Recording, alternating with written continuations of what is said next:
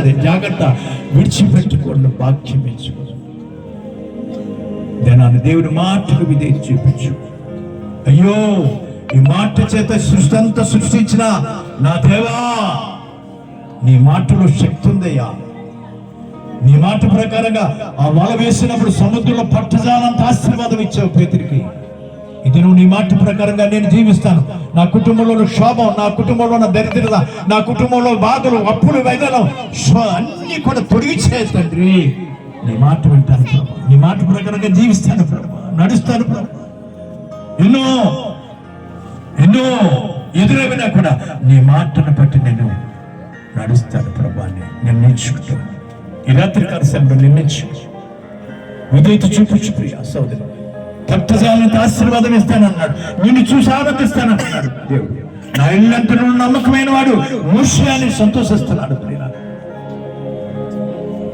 దానియేలు చూసి సంతోషిస్తున్నాడు, ఎందుకంటే తన ప్రార్థన జీవితాన్ని చూసి మరణాన్ని తప్పించాడు.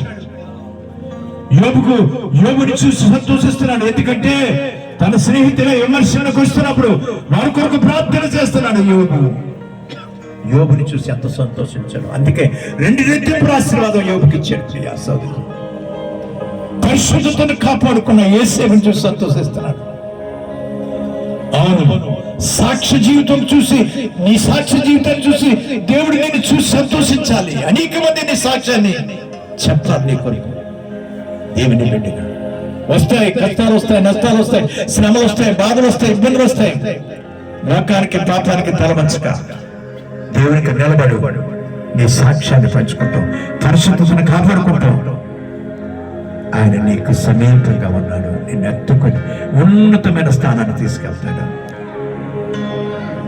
ఆయన ప్రేమలో ఉన్నాడు. ఆయన ప్రేమ శాశ్వతమైనది. యేసయ్య ప్రేమ శాశ్వతమైనది. పరలోక రాజ్యానికి తీసుకెళ్లే ప్రేమ ఆయనది. దేవుడు ప్రేమ స్వరూపి. ప్రేమ లేనివాడు నావాడు కాడని అంటున్నాడు, వ్యక్తుడు అంటున్నాడు. ఆయన ప్రేమ కలిగి ఉంది. ఆయన ప్రేమలో త్యాగం ఉంది. ఆయన ప్రేమలో పరిశుద్ధత ఉంది. ఆయన ప్రేమలో లోబడుతుంది. ఆయన ప్రేమలో నిన్ను ఆయన బిడ్డగా, తన సంతోషపెట్టే బిడ్డగా మారుస్తుంది. సోదరి సోదరు, ఈ రాత్రి కాల సమయంలో ఈ వాక్యం ఉంటున్న నీ జీవితం, ఈ రాత్రి కాల సమయంలో ఆయన ఆనందించే, ఆయన సంతోషించే జీవితంగా మార్చుకుని ప్రభువుని సంతోషపెట్టే వారుగా అనేక మందికి ఆశీర్వాదకరంగా మన జీవితం దేవుడి మాటలు దీవించిన గాక.